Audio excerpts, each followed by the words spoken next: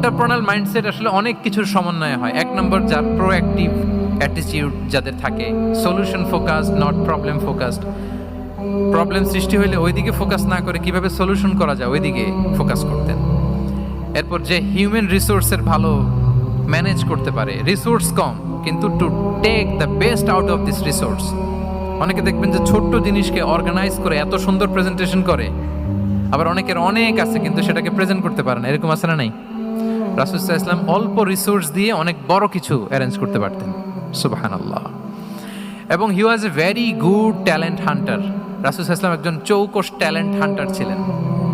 He was a very good observer. সাহাবীদের কার কি ট্যালেন্ট এটা তিনি নোট করতেন। যার যে দক্ষতা তাকে তার ওই দক্ষতা দিয়ে ইসলামের সেবা করতে উৎসাহ দিতেন।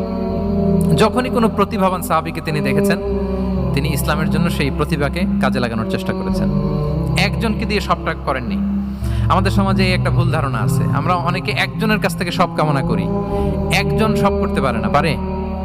যারা পারেও কোনোটাই ভালোভাবে পারে না, সব পারে একটু একটু পারে। তো রাসূল সাল্লাল্লাহু আলাইহি ওয়াসাল্লাম ট্যালেন্ট হান্টার ছিলেন। যার যেখানে ট্যালেন্ট তাকে ওই কাজে লাগাতেন।